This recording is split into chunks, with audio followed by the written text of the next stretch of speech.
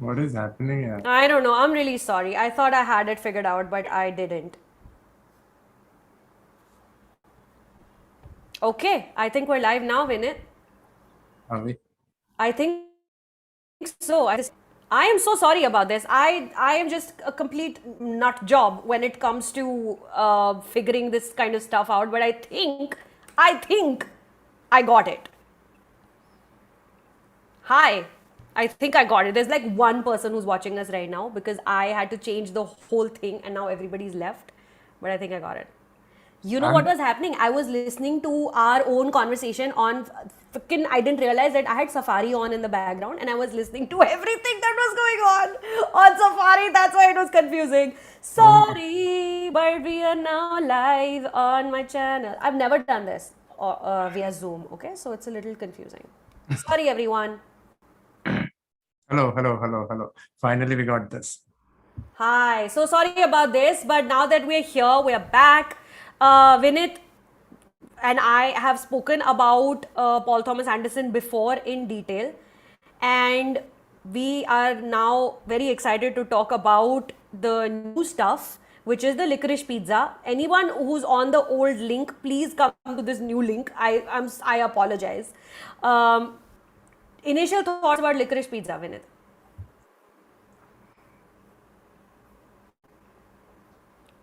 Okay, before saying anything, I had been following the development of this film since the time it was announced, Yeah, which was 2020. yeah, something around that, and Yeah. the first image. I remember the first image that got out during the first wave. As the first Yeah. wave is all, the film started filming, and there was a Paul Thomas Anderson's picture with Bradley Cooper. I was super excited. Bradley Cooper Yeah. and Paul Thomas Anderson. When the trailer Yeah. dropped, I'm like, he's like the minor part of the film. You Yeah. know from the get-go the way it is. Yeah. And there is this new guy. I have no idea who he is. Got to know later, Philip Seymour Hoffman's son. Uh, Yes.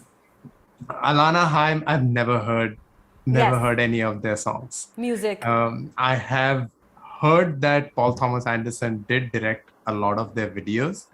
Yes, But correct. Yeah, no, no, he did. He's been doing it for a couple of years. yeah, but never seen any either. Yeah. So that actually added to the excitement that this is going to be something new, Yeah. maybe different. He's trying something definitely because he doesn't have his big guns, those people that he rely on.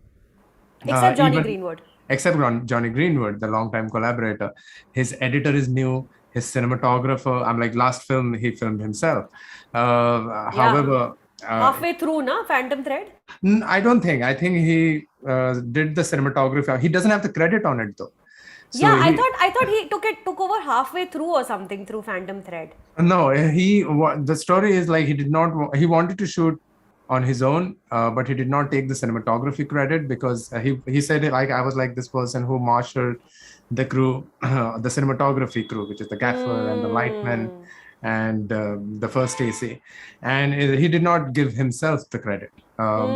In fact, I forgot the name of the cinematographer who worked with him on 4 different films. He hates Phantom Thread cinematography. Oh, He's really? Yeah, he's like he used too much smoke in the film. I'm like, Too much smoke. That's hilarious. Then? and over here also, I'm like he shot this film himself again, but there is a co-credit in cinematography, which is actually his gaffer from the old films. Uh, Yeah. so it all that information sort of led to me thinking it might be something really different. Like Yeah.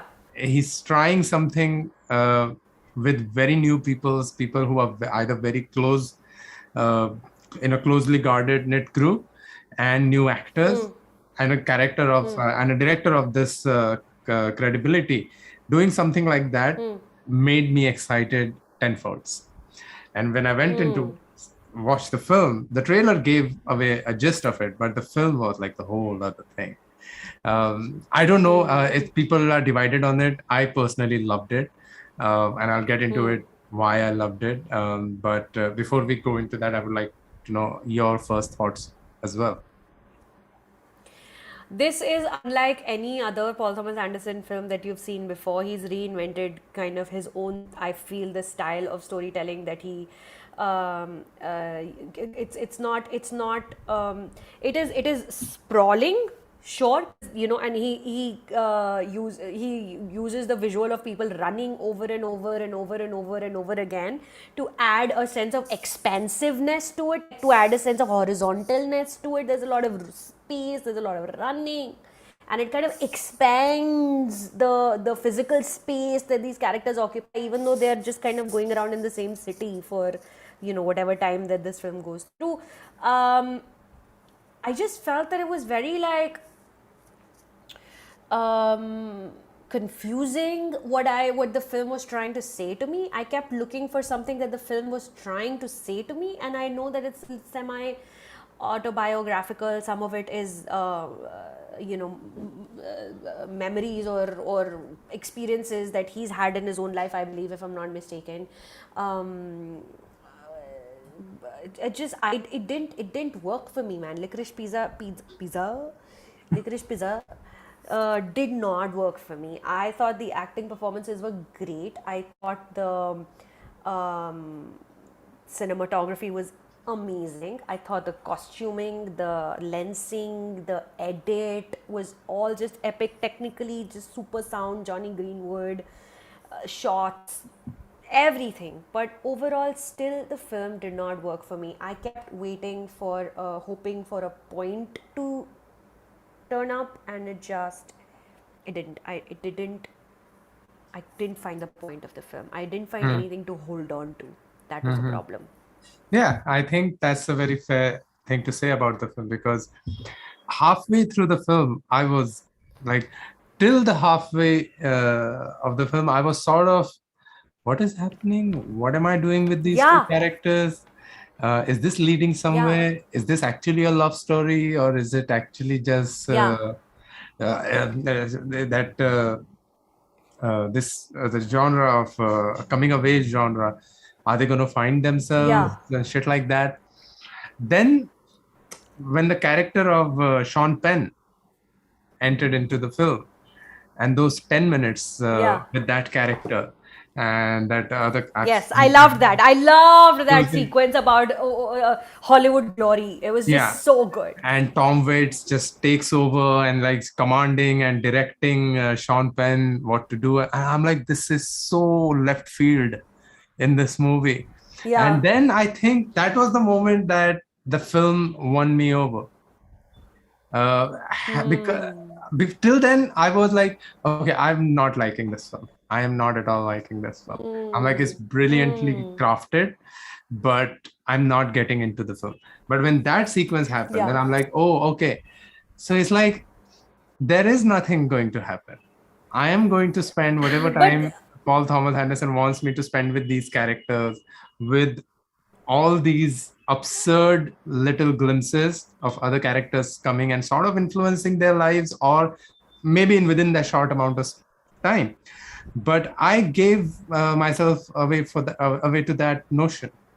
It is a meandering plot, but I was okay. I got into it, making myself okay over the course of the film. Vatsal is saying, alright, I'm going to have to watch this back after I've seen the movie. Yeah, of course, Vatsal. Why are you watching a live stream discussing the film? Because this is not even a review. This is a live stream. So we're really going to go into the details of it. Please go back and watch the film and come back. This live stream finally is going to stay on my channel. I'm really sorry that I messed it up for the first 5 minutes and wasted everybody's time. You say that is the moment that you finally entered the film. That is the moment I exited it. I completely exited the film at that moment. I was like, this is the best that this film is going to offer me. I am having so much fun watching this motorcycle stunt play out, and then him falling over, and then, feeling like, I still got it. And obviously his glory days are behind him. And look at how old all of these people are who are celebrating. And it's nice, it's interesting, but he's not realizing that to the young people who are there, he is mostly a circus clown than a great person to be revered and learned from. He's a circus clown doing a circus trick. He's jumping over fire empire where nobody cares for his safety, nobody cares he's drunk, nobody cares he's a movie star or a filmmaker of any sort. Absolutely. And that I had a lot of fun with that sequence. Usse pehle I was just hoping to really kind of get into it because it threw me off that Alana and what's his name? What's the name of the character? Yaar? Cooper Hoffman. Gary Valentine. The character is Gary Valentine. It completely threw me off that Alana and Gary Valentine are 10 years apart in age, at that age where it is wrong and weird for her to be interested in him. And I was hoping that I will be able to, because it's a very difficult hill to go over. That is because he shows you that in the first sequence. She's around 25 and he makes fun of her. So you're realizing multiple things in the first sequence. You're realizing that A, she's 10 years older than him, B, he's underage, and C, she's not a very likable character. She's a person that I'm not going to like in this film because she's wrong, it's creepy what she's doing, and she's a deeply underconfident person who's falling for the tricks of a 15-year-old because her family has fucked her up to such an extent where if somebody shows her a little bit of attention and love and tells her that she's hot, because she says that drunkenly to Sean Penn as well, but I'm sexy, right? So that's all she wants to do because she's grown up with these really attractive sisters around her. That first sequence where she's going around asking people if they want comb and mirror to fix their look, in that very first sequence I'm like, this girl's disgusting, I do not like her.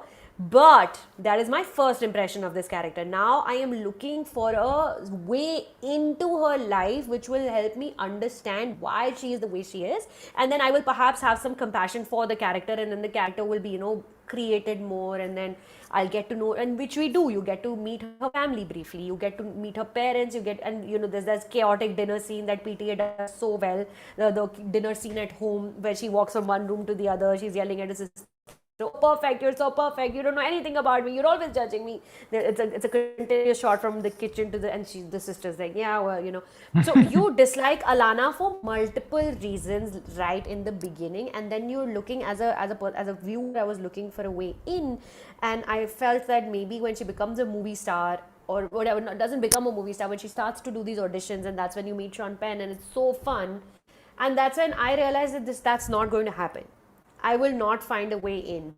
And for you became more interested in seeing what was going on. For me, my interest kind of kept depleting, because if you're showing me a terrible person on screen and not really bothering with telling me why they are the way they are in more detail than like the basic, like her family fucked her up, sure, but like, why should I care? I don't care. She's 25. Like, she's 25. She doesn't have my sympathy for what she's doing right now. She needs to, get her shit together. So that's when I kind of exited the film. More thoughts? No, I think those points are very well made. And I'm like, those are the points that I keep now that I'm reading about the film and what everybody's thinking about it. Yeah. Some of those points kept surfacing. First of all, the aspect of the age difference. I think I was prepared for that because trailer gave that away in itself. Because there is a line in the trailer itself that, is it weird that I hang around with Gary and his 15-year-old friend? So the problem is not that he's 10 years younger than her and that is the story we're showing. If that is the story, then that is the story. Let us see the story. Yeah. But the problem is that there is I found nothing for me to hold on to care about either of these two idiots. True.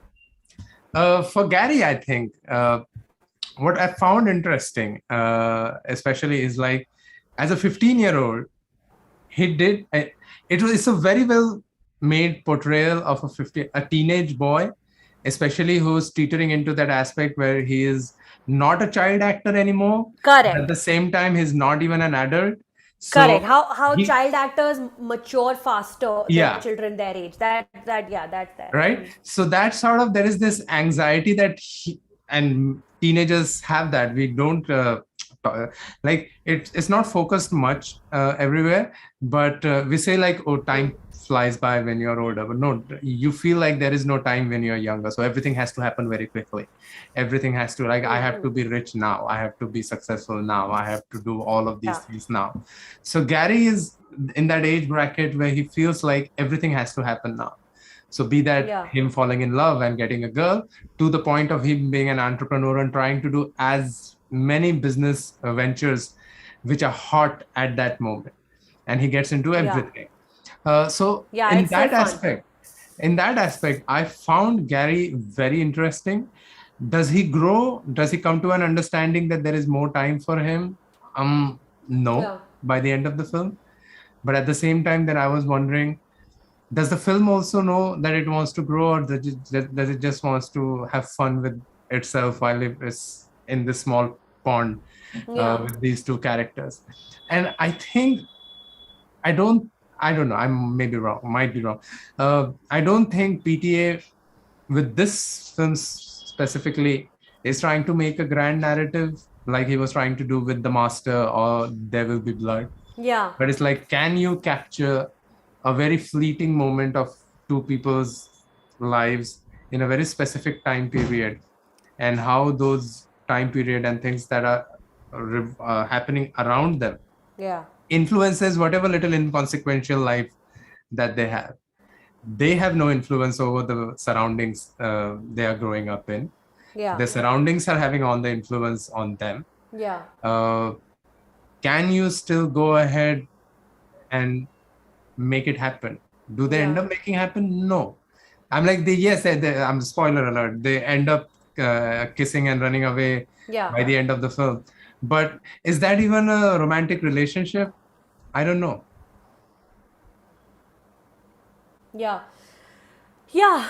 So my problem again, is not like clearly where the movie ends. And yeah, like spoiler alert if you've not watched Licorice Pizza, been doing on this live stream, but the movie ends clearly, and he's clearly saying that these are two idiots. They don't know what they're doing. They're both fools. One is just trying to do all these kinds of get rich quick schemes, and the other woman has no idea how to talk to anyone in her life. She doesn't know how to talk to her parents, she doesn't know how to talk to her friends, she doesn't know how to talk to her colleagues, she doesn't know how to talk to herself. She's a deeply insecure woman who's obviously a very very attractive woman because she wears all these like really sexy clothes all the time, which you can see in how attractive, traditionally attractive her face and her body is, but she's still so underconfident. So he makes you dislike her, which is something that I was hoping the film would not do as much as it does right till the end. She's a joker right till the end, when Yeah. she says, "You are doing whatever you're doing, I'm a politician," and you're just like, "Ugh, no, girl, you're not. You're not a You're politician. not a politician. You're not even like, you're not like he's gay. Like, you're his beard at best." Um, and going back to Phantom Thread, okay, so let's go to that character who is like this really rich woman who's getting married, and she wears that dress that Reynolds Woodcock makes for her, and he doesn't want to go to her wedding, but Cyril says that she pays for this house. You Yeah. have to go to this wedding. So he goes to the wedding, and that's where that woman, I think she's a duchess or a baroness or an heiress of some sort, she gets really, really drunk and she wipes her face on the dress, and that's Yeah. when Reynolds and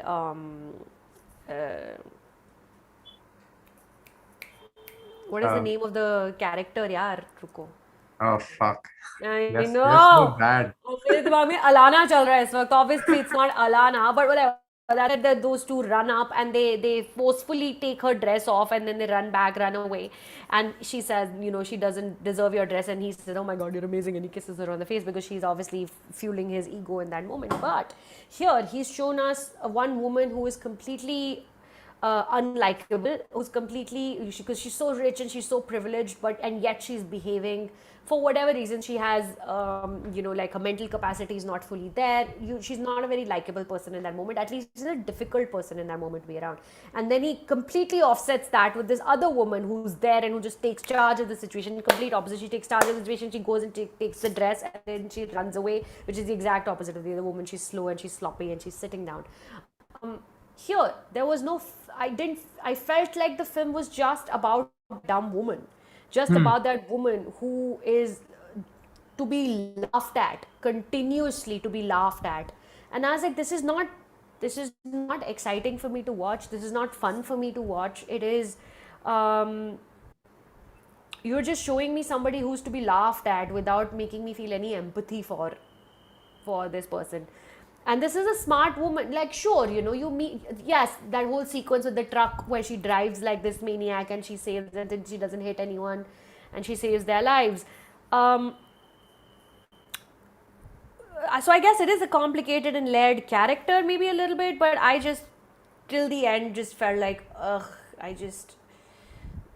we're just constantly looking down on her. Yeah, I think in that case, PTA's filmography works against his favor in this film, like, because especially some of his characters are so iconic Yeah. and so full of depth and gravitas, and like they have this overarching presence across not only the universe, the time and the space of that film, but it feels like they have their presence across the film and across the time.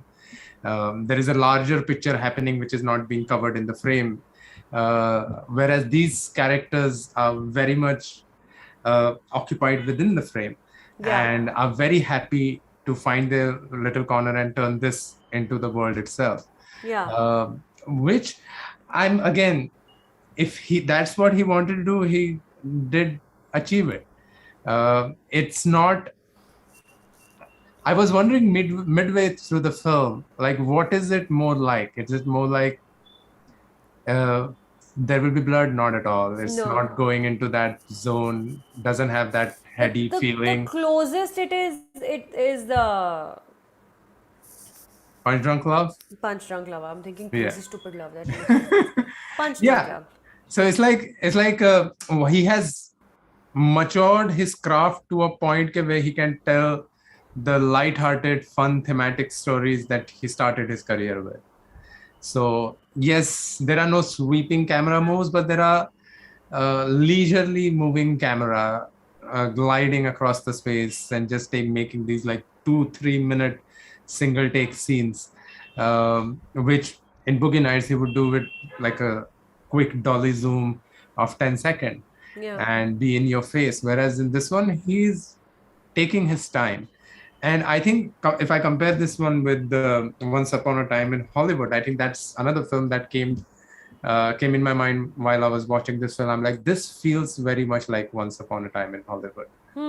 In terms of his presentation, in terms of his what he's trying to do, in a sense, like, can you capture a fleeting moment of time, a very specific for space, a very specific for within that political decade.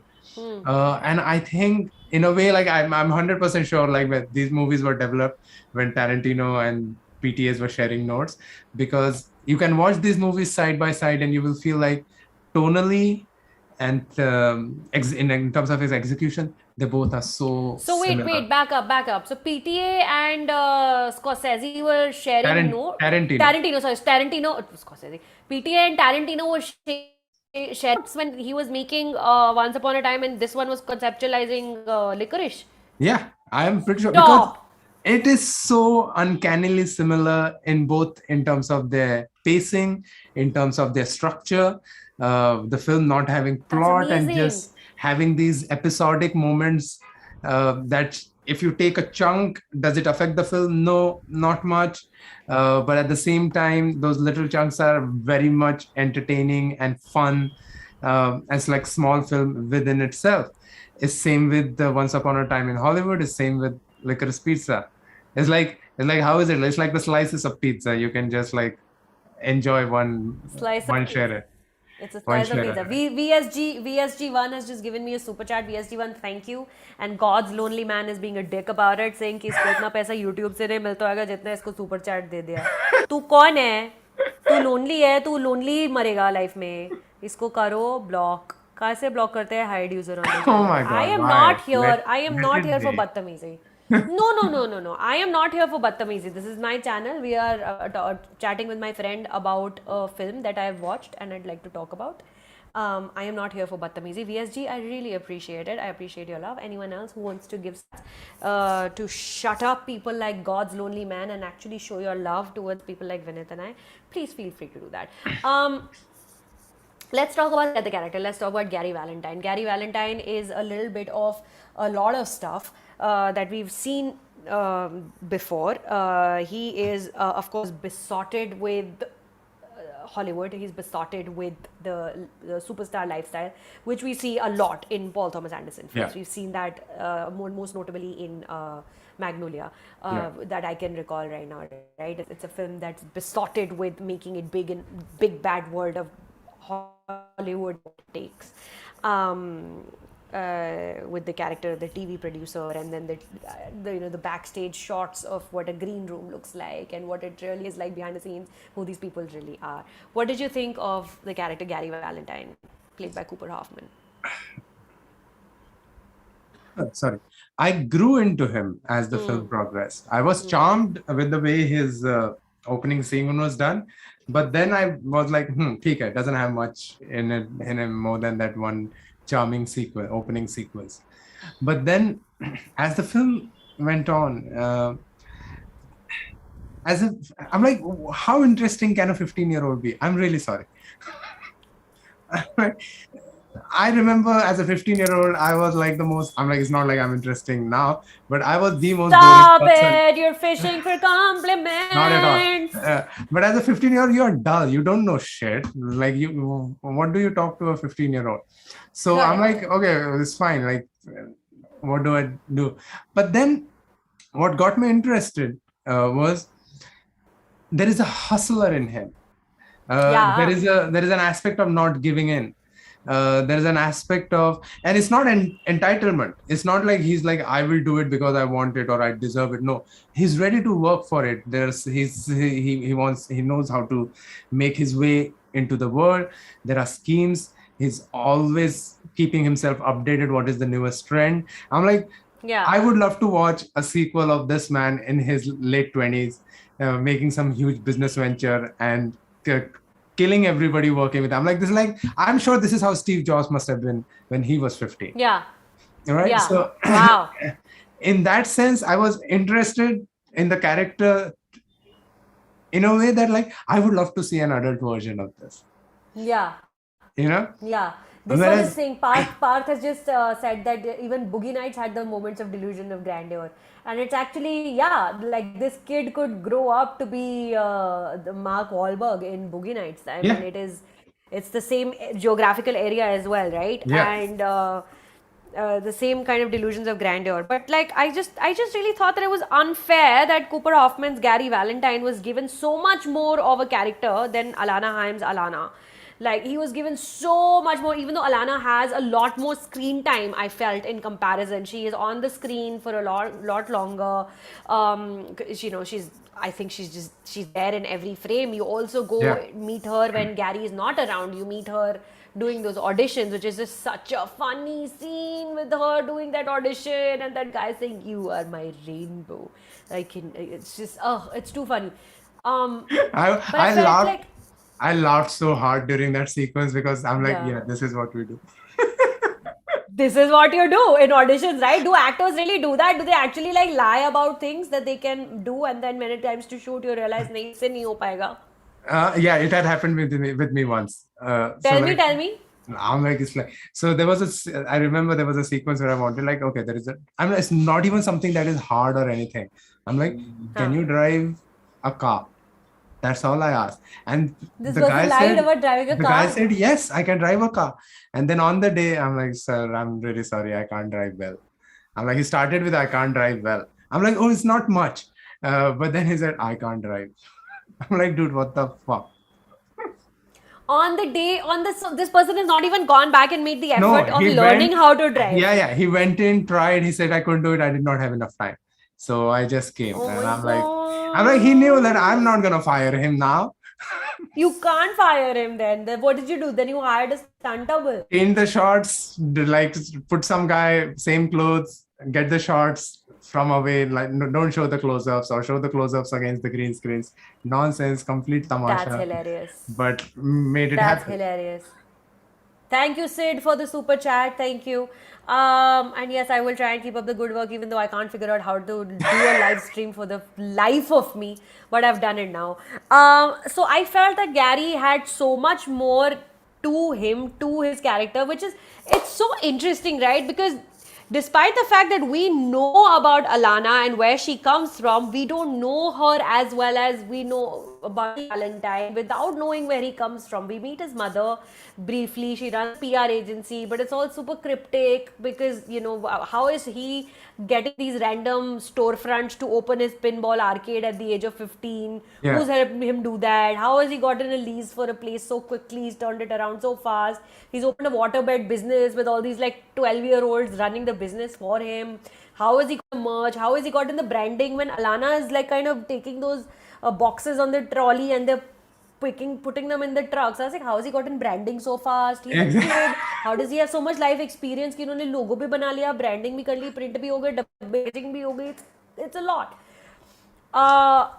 And yet you feel like a kind of sense of begrudging respect towards him because he's a hustler, like you said. He's doing all these different things. He's not giving up. As soon as he overhears an idea that he thinks will help him make money, he gets on it.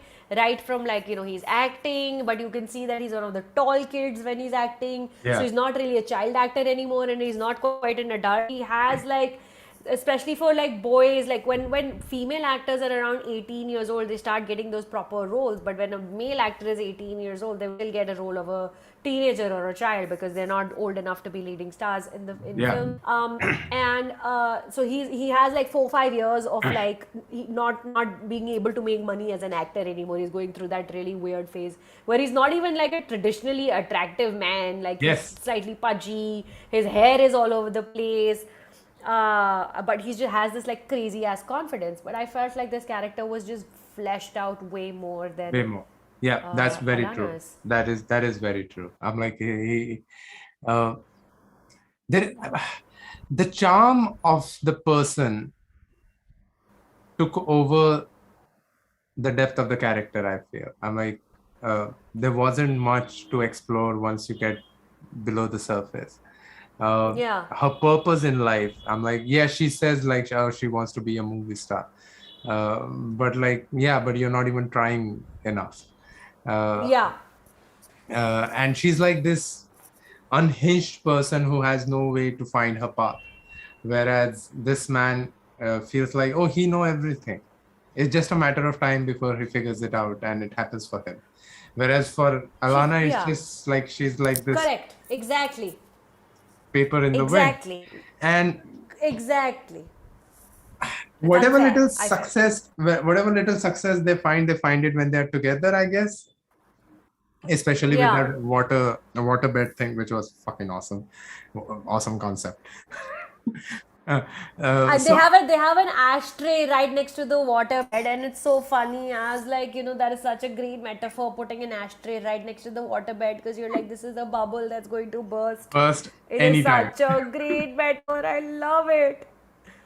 So in that sense, yes, in terms of the character, these would be some of the, especially Alana, the character, must be Anderson's one of the weakest characters. I don't know. Maybe I'll change my mind when I watch it for the second time, third time, and I explore something more. But in the first viewing, she did not sweep me off the way Anderson's other characters. Like, I'm losing the names right now, but the character of sister in Phantom Thread, she has very little screen time. Cyril, yeah. She has very little screen time, but every single scene is like a razor sharp character study and character exploration. Yeah. Even when she's not speaking, even the way she looks into the camera, every single thing is so on point. And I think it took 2.5 hours almost. No, 2 hours, some minutes. And it's like, I liked the character. I had good time with her for 2 hours. But once I'm out, not much after that. Whereas the lead parts of Anderson's films are not this forgettable. I mean, she felt like a junior version of Shasta from Inherent Vice. And I did not like that character, and I have very ambiguous feelings about that film. But it felt like it was, and like, but again, she's not 15, she's 25, so she's the same age as Shasta, and she's even dumber than her. by, and also like a 25-year-old who gets swayed by the sweet talks of a 15-year-old is just such a despicable, unlikable character for many reasons. Sure, she's completely underconfident about who she is as a person and as a woman, and that's why even a 15-year-old उसको चिकनी चुपड़ी सुना के उसको पटा सकता है. Sure, but like it's on so many levels. It's gross. It's not age appropriate, and like here is this woman who the film then doesn't try to build her up in any way. Like right in the end, she goes to him. She's like, okay, let's go. They go running towards each other, and then he says they meet future Mrs. Gary Valentine, and she just laughs at him, says idiot, and walks away. I'm like, झापड़ पड़ना चाहिए इसको गधे को. Someone needs to slap this little shit and be like, listen, you little shit. You are going through a pre-existential crisis at the age of 15, which is ridiculous. But like, you are not the king of this world. And to me, like that just bothered me way too much. How much of a just like a little shit this guy was, and how much of a dumbass Alana was.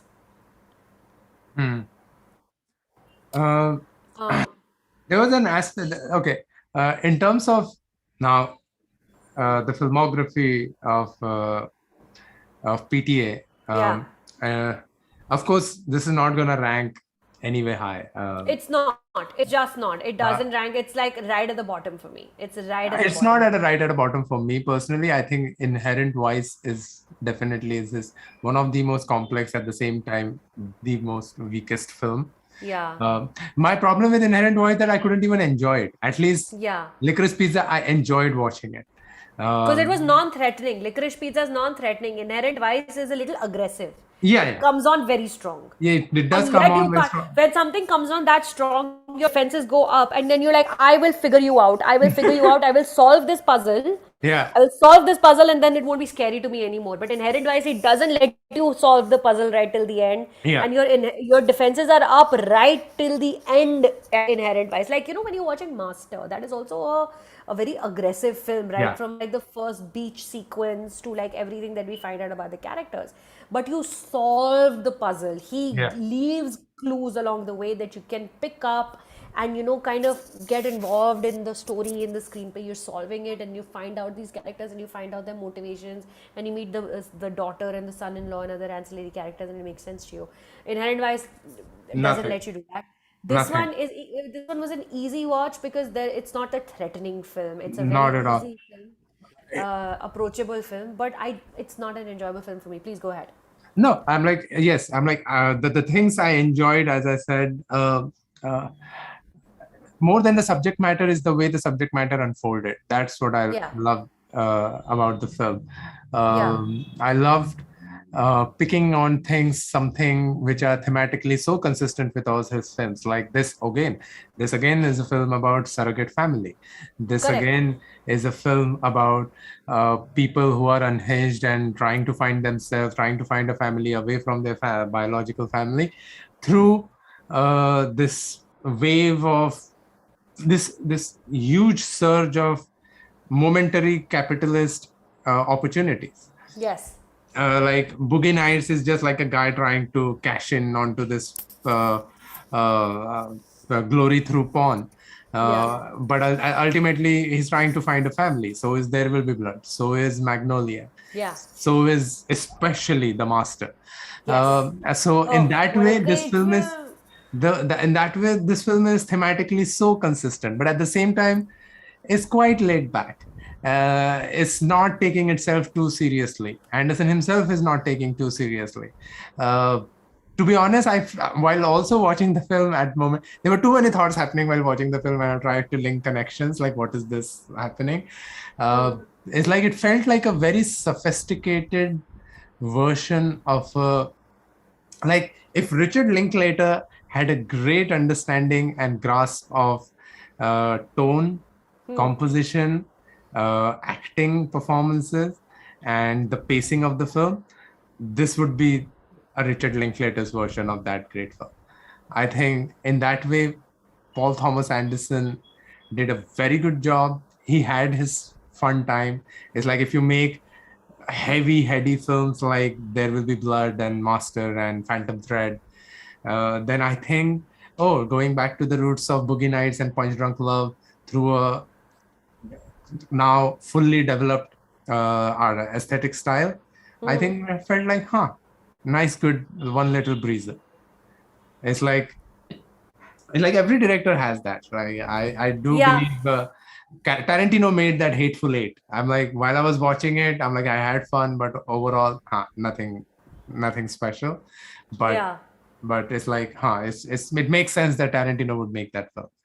So in that sense, also, I think PTA making this film had a lot of fun, had a lot of laughs. And also Uh, like ये pandemic में बनी है film तो हाँ, इसलिए शायद हल्की है क्योंकि पैंडेमिक में मूड भी सब चेंज हो गया भारी भारी चीजों का मूड नहीं रहता है अब yeah, one is that also, and surprisingly, and unlike Anderson films, has a kind of a happy ending, has an Please, upbeat it's not a ending. happy ending. It's upbeat, but it's not a happy ending. He's telling us that these two idiots It's are happy ending probably for the going to break character. up again in like two Maybe, who months. knows? Maybe it works out over the time. Maybe it doesn't I work hope out. it doesn't. Gross. No, I'm like, I don't know. Maybe it will work out. Who knows? And it is what it is in a sense. Like, what do you think of it in kind of this relationship? But it is Yeah. whatever you think of it. But within Yeah. that universe, the relationship built in a way that, well, whatever you think of it is now. Off screen, Yeah. once the movie ends, what happens? Maybe they break up the very next day. Maybe they make it. Who knows? But within that frame and within that time period, it sort of charmed and worked for me in a sense, like I Yeah. had good little idiots having good time. Okay, so now let's look at some telltale Paul Thomas Anderson signs that were there in this as well that you have seen in other films. Sure, now this is a different, similar yet you can tell. I don't know, but there are some telltale signs that you can tell this is a Paul Thomas Anderson film. Okay, number one is the crucial meeting at the Oh restaurant yeah, that we've discussed before. He does it in every single every film. film. There is a crucial scene at a restaurant, and here again, there's this restaurant that he likes to go to. What is it called? Cockatiel or Tail of the Cock or something. And he likes going to this restaurant. It's a very prominent restaurant, and that's where he says that we'll meet tonight. So it's not like they don't go on the street; they go to this restaurant and they get to know each other. Then the other scene where Sean Penn is there, that's Yeah, also at a restaurant. Like he loves setting scenes at a restaurant. Hard Eight, Boogie Nights, Phantom Thread, Hungry Boy. It's all, there's so many scenes. Even Punch Drunk Love restaurant scenes are just, he does them super amazing. well. Yeah, The other thing that he brings back is making fun of white people trying to assimilate, not assimilate, trying to feel like they understand Japanese culture. yeah, It's a very specific joke. It's a very particular, very specific joke that he brings back from Inherent Vice. yeah, When yeah, Josh Brolin kept saying to the chef Motu Panakeku, yeah. and the other character, like Joaquin Phoenix character, just doesn't understand why he's doing that, and the chef is talking in English, but Josh Brolin just keeps trying to speak Japanese. I think it's Japanese, right? It's a Yeah, Japanese yeah, restaurant he's at. And here also, this character who's a restaurateur, who's the client of his mother's PR agency, he what's his name? The actor called John Michael Higgins, and he keeps switching wives and keeps trying to talk to them in Japanese. And then he's like, "Yeah, I don't know Japanese." It is just such a He'll- specific, stupid little joke that he but brings. it's so time specific joke also. In a sense, like in the 70s, you were so racist that you did not even realize that you're racist. Correct. It is true to the times. I'm not holding it against Paul. No, The no, film no. of I'm Paul saying Thomas like Anderson, that he this he joke did is it in there. he did it in Inherit Twice, which was set in the 70s. It made Same time. total sense that he would repeat Yeah. this joke now. Yeah. And I had such a laugh over that. I'm like, oh my Yeah. God, are you seriously doing this again? Yeah. It's so funny. Um, what else? What else did you notice that is a telltale PTA sign? A couple of things that I already mentioned. One is the Maya Rudolph in one scene. surrogate family. Yeah, Maya Rudolph appears for this one lovely scene. It's cute. And the surrogate family aspect, the aspect of capitalism, the aspect of two broken characters sort of finding each other and trying to make it happen for themselves. And ultimately, which is like, in a sense, like why this is an upbeat, whereas in most of this PTA films, when these two broken characters meet, the ending is like they're in a self-destructive relationship. Yeah. Right? There is a breakup in The Master by the end of the film. In There Will Be Blood, there is another like a murder that happens and they break apart. In Phantom Thread, they decide to live with each other, although they want to kill each other. That's my best favorite ending of any of his films so far, Right? ever. Whereas in this one, it's like these are two broken characters who want to sort of make it happen, but the situation is such that we as an audience know that it's not going to happen. I'm like, it's not good for you for it to happen. Right? So it's like a role reversal in that way. Like he makes them end up together, whereas we all know, I'm like, these two people should not be with each other. These two people should not be together at all. Yeah. So yeah, that in a way that one was an interesting role reversal. Apart from that, in terms of his filmmaking style, the craftship is as consistent as it has been over the last 66 films.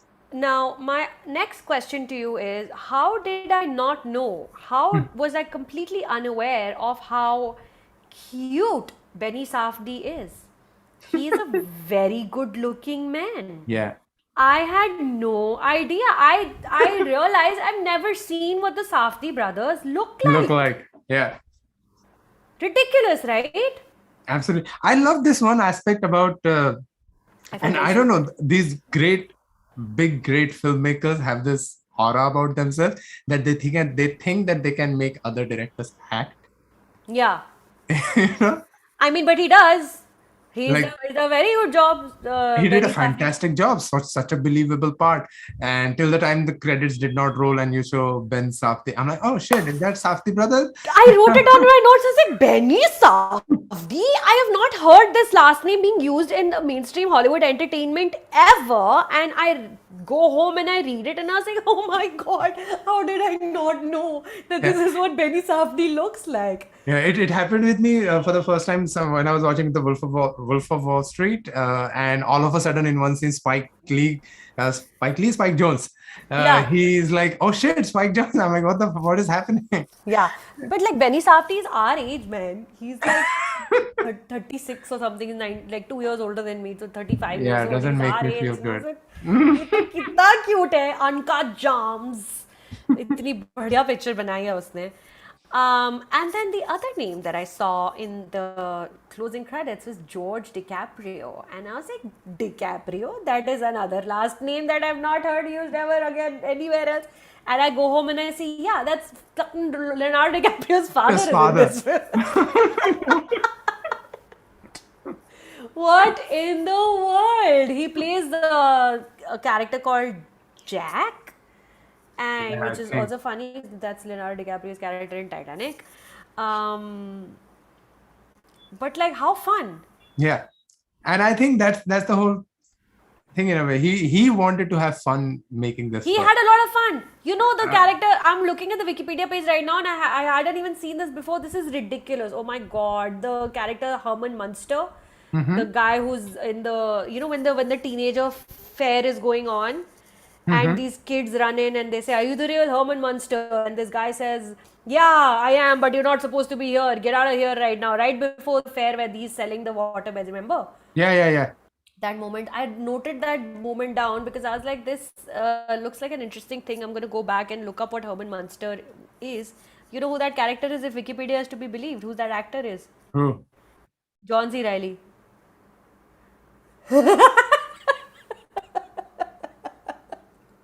If Wikipedia is to be believed, I don't know. Let me do like a quick search. Oh my God. John C. Reilly, Licorice. Oh my God, did anyone know this? In the comments, please zara batao if you knew that this was an actual thing because Vinit's mind has just been blown. Ayush is saying you have to watch Good Time, Benny Safdie. I haven't watched Good Time actually. So that's John C. Reilly as Herman Munster in Licorice Pizza. Oh my God.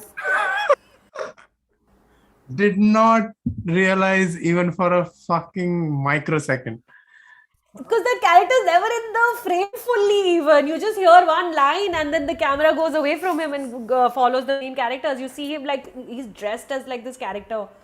Oh my God.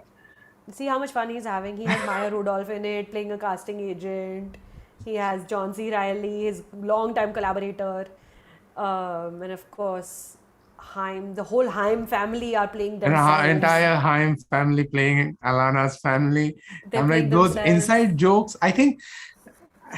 I think this film is an inside joke. It's a joke Yeah. on us. ढूंढो तुम बड़ा meaning ढूंढते हो ना मेरी पिक्चरों में. बड़े तुम्हें मेटाफर चाहिए ना मेटाफर. अब ऐसे पिक्चर बनाऊंगा इसमें कोई मीनिंग ही नहीं है. ढूंढो. बैठो करो.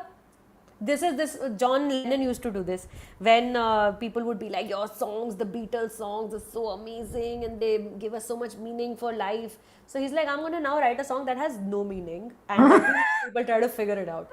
And that's when he wrote I Am the Walrus. It is just the most nonsensical song ever written. Goo goo goo joob, he's made up words.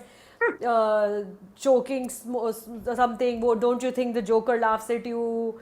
It's like a stupid song that makes no sense. So I think that Thomas Anderson is pulling a John Lennon here. Maybe.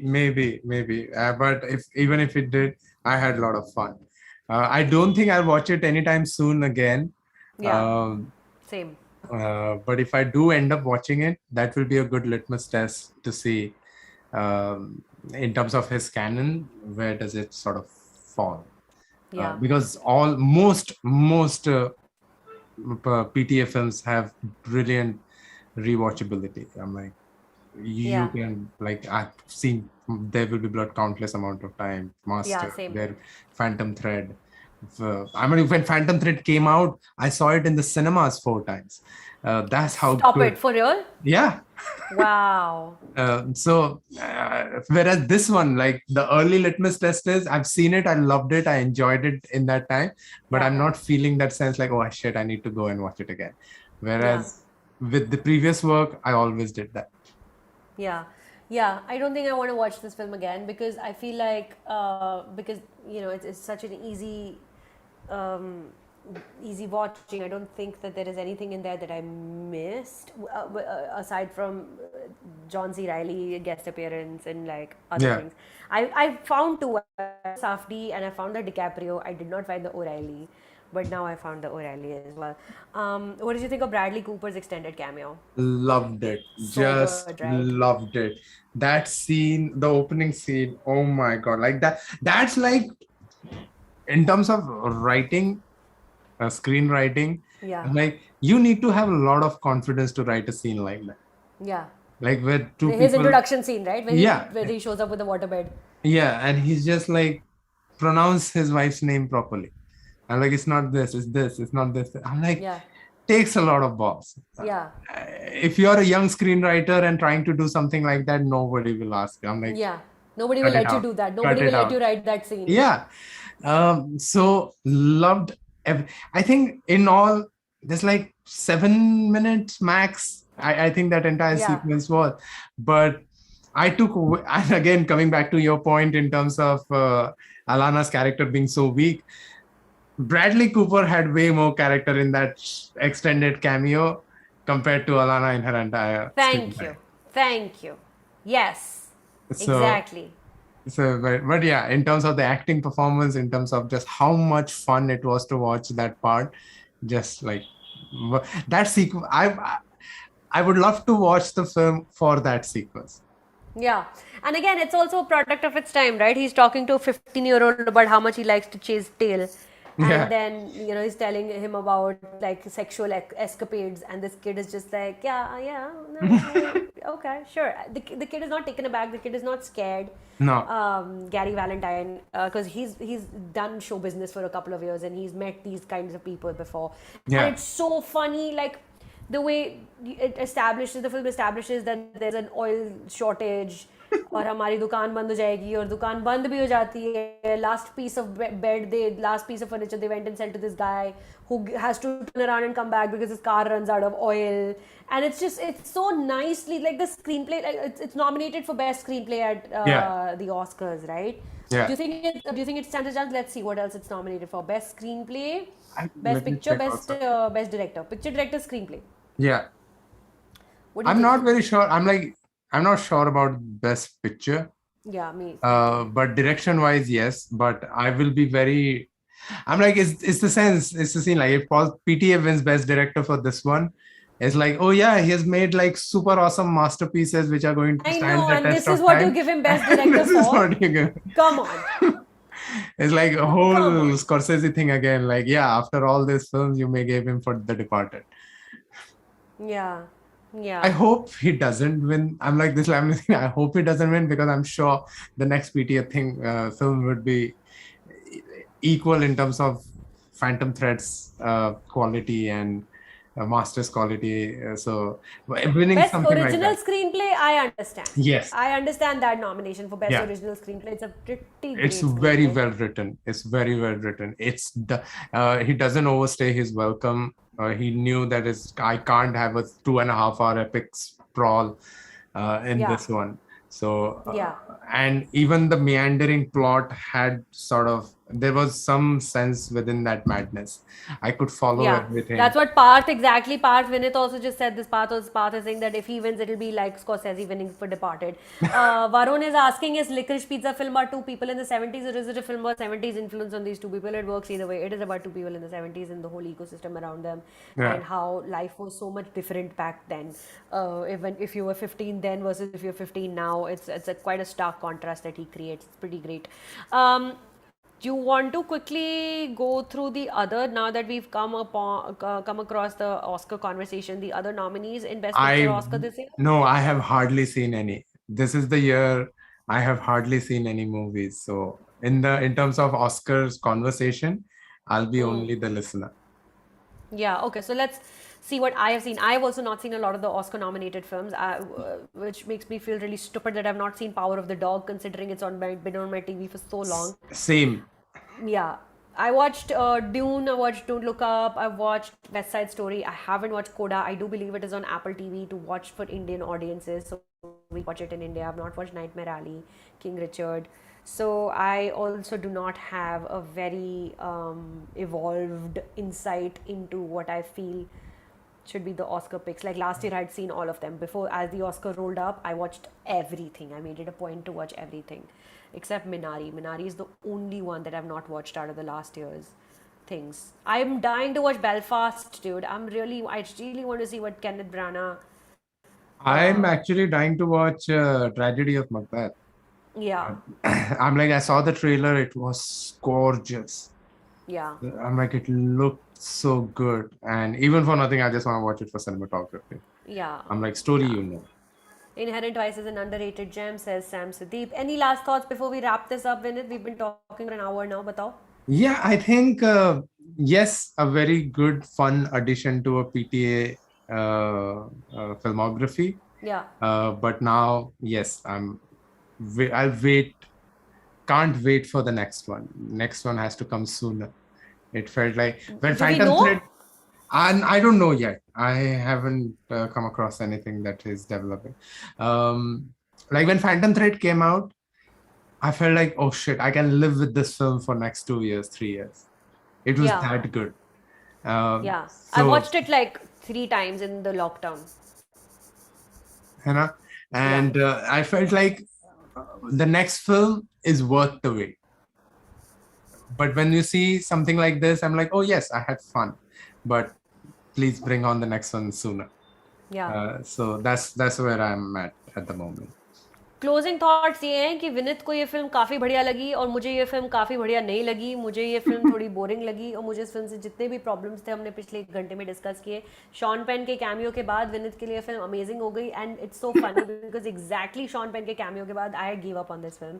I said this is the best that this film is going to give me, nothing more than this.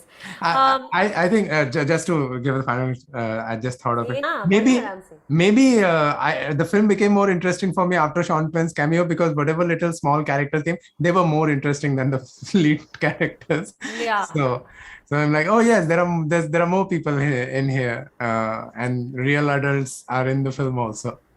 Yeah. Anyone in the comments who wants to say something before we wrap up? Nobi Michael is saying Minari देखो भाई. हाँ यार Minari मतलब तुम्हें पता है कि मेरे को कितनी चीजें देखनी होती है हर हफ्ते. मैं पागल हो जाती हूँ चीजें देख देख के. प्रोफेशन है ये मेरी चीजें देखना. But Minari is I mean मैंने Power of the Dog नहीं देखी. वो तो Netflix पर है ना इतने टाइम से. वो नहीं देखी मैंने. कोडा नहीं देखी मैंने. इतने मेरी लिस्ट बनाई हुई है पिक्चरों की, पर टाइम नहीं मिलता देखने के लिए. बट देखो लिकरिश पिज्जा देखी बिकॉज पॉल थॉमस की पिक्चर है और अंकल की पिक्चर हम फर्स्ट डे जाके देखते हैं. मैंने Yes. दोनों ने फर्स्ट डे देखी है रिलीज वाले दिन. Vogel Rodriguez is saying please watch Coda and King Richard.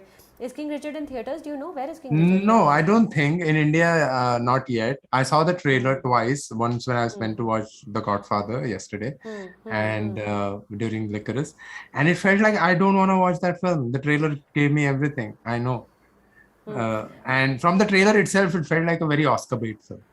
Yeah, yeah. Vogel Rodriguez is asking, no, Detox with P-Tox is asking favorite scene from Dune. Have you watched Dune, Vinit?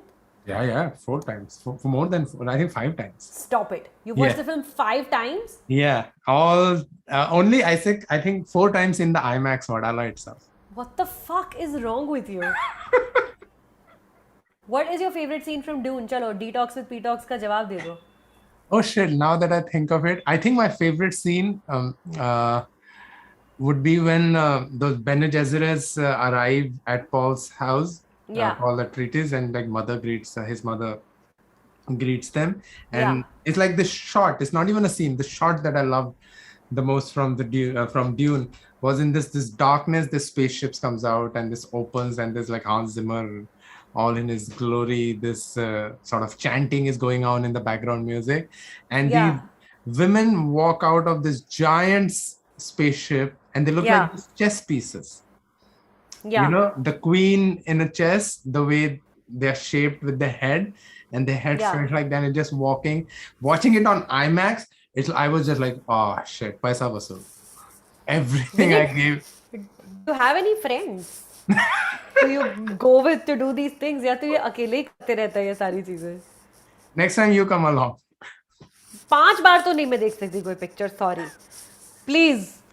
वो भी IMAX Wadala जाके, too far. No. I have a friend, me and her, we not all the time. I think 3 of the times we saw it together when she went to watch. She too did the whole marathon of IMAX also. Like she went into different IMAX to watch the film. Whereas I am very much Vadala person. Do you think Dune deserves to win Best Picture this year? No, I don't think. I'm like, as a film in and of itself, I can't say I haven't seen other films. Dune is a pretty great film, except for his final act. The final act is where the film sort of falters. Because it's too much in a rush to build up to the next. To be honest, no. The pacing is so right for the film. It just had to be 5-hour long film for the book to be covered in the book. Whatever there is in the book to be covered in the film, it had to be. You can't do that. So ending that's the middle part of the book where the film ends. So I can't blame him for not having a quote unquote epic finale, because the epic finale is yet to come. अभी तो काफी सारा आएगा वो. अच्छा ये बता, Licorice Pizza title को डिसाइफर करो जरा. Why is it called Licorice Pizza? You know, okay, confession. I haven't even looked up what licorice means. Licorice is kind of like a sweet. I'm doing it like live in front of everyone. Yeah, it's like a toffee. It's like a sweet something. So इसका कोई तो भी meaning है. No, licorice is a herb. An herb. Licorice is a herb that grows in parts of Europe and Asia. Licorice root contains a word sweet I cannot होता है ना, pronounce. इससे licorice बनती है. It is sweet. It's मीठा. So my thing is that licorice pizza means that these are two flavors that don't go well together. So that's what he's also saying, that like licorice and pizza, licorice will never go on pizza. These two guys are, but that's just me finding meaning in it. I have no idea what this means. Maybe he's No, I'm like, I think that's not much of a stretch, because when you put a title, there is a lot of thought goes into putting a movie title. So there's definitely a lot of intentionality behind all of those. So if that's the So I'm conclusion, sure that then there's something that he's spoken about somewhere. Varun is asking what are the two films you both are dying to watch the most. To me, it's Babylon and Killers of the Flower Moon. Well, to me, frankly, Varun, I am dying to find the time to catch up with the Oscar-nominated movies that I haven't watched so far. I have heard the most amazing things about Drive My Car. I have heard the most amazing things about The Worst Person in the World, even though that's not nominated as best in the Best Picture category. But I think it might be nominated in Best Foreign Picture category. I'm not quite sure. Let me see. 94th Oscar Awards. 94th Oscar Awards. Nominations. Anyway, that's not the point. The worst person in the world. Yeah. So I'm dying to watch The Worst Person in the World. I'm dying to watch Drive My Car. दोनों का ही access अभी पता नहीं. I think Worst Person in the World is about to come on movie, if I'm not mistaken. It is nominated Best International Feature and Best Original Screenplay as well at the Academy Awards. So these are the two titles I would pick. Any films that you're looking forward to watching and hoping to find time to watch? again, all the Oscar nominations, some of the most prominent Oscar nominations. I want to catch up. There are a lot of films I missed out from Let's last do year. it now. Maybe our next live stream we'll do about the Oscar nominations and what we think about them. I am not doing any other live stream before 20th of April. You know Because that. you're busy with like life things and work things, na? Yeah. So Vineet Masram का time बड़ा कीमती है guys. 1 घंटा जिसने मुझे निकाल के दे दिया. I am very glad. Thanks Vineet. no, sorry, not like that. But for me to catch up on all of these films, I think we should do our next live stream in May. Because by May, I should have at least 5 or 6 movies under my belt. मैं किसी और को ढूंढ लूंगी. किसी को करनी है ऑस्कर लाइव स्ट्रीम तो बता दो. शिखांश सिंह, क्या मैं ही थोड़ा डम हूँ? लिक्रिश पिज्जा में आई फाउंड थोड़ा लैक ऑफ प्लॉट. बिल्कुल डम नहीं हूँ आप. लैक ऑफ प्लॉट है. There is no plot in the film. There's no plot, Shikhansh. Zero plot. Krishna saying, please let us know your both suggestions of books for actors. I have no idea what books I have should no be idea. reading. I don't know. Shakespeare, I don't know. Sam Sudeep says Jane Campion will win director and original screenplay at the Oscars. Avi Mandavia is saying the name is based on a music store near Anderson Childhood House. I see. Oh. Avi Mandavia, you should be on this live stream. Sujit says that in one of the interview, PTA said that the title has no meaning. Detox with Detox, how is it watching The Godfather on the big screen? But I had seen Godfather on a big screen previously, so it was At just a like festival of some sort? no. So the college I went to do my master's, so I had a big auditorium, so you could just Got it. go in the evening and watch it. So a lot of big classics on a big screen like that. Yeah.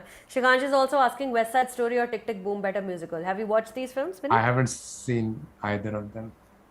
Okay, I would not compare those films. Completely different kind of films. If I had to pick a favorite, my bias is Tick Tick Boom because it is the story of like a 30-year-old trying to figure out what their purpose in life is and really is it worth pursuing your passion over money. So hard relate. My personal bias is towards Tick Tick Boom, but West Side Story is just a masterful filmmaking by Steven Spielberg. Some of the shots and the scenes that are actually been doing the rounds on Twitter as well are amazing. So I would not compare, but if I had to pick a bias, it would be Tick Tick Boom. Sujit says The Worst Person in the World is one of the best this year. Yeah, I know. I've heard the most amazing things about this film and I haven't even watched the trailer and I'm already excited to watch this film because I've just heard such incredible things. Sujit is saying in all caps, Sujit is shouting at us that he has watched all the movies. Good for you, man. Except the movie from Bhutan, La Luna, right? The Bhutanese film. And then there's someone from Russia who's saying something which I don't want to decipher. That's it. Should we end this live stream now? I think, let's do it. Okay. Thanks, Vinit. Thanks for your time. Thank you. Next time, I promise I will have a better handle on how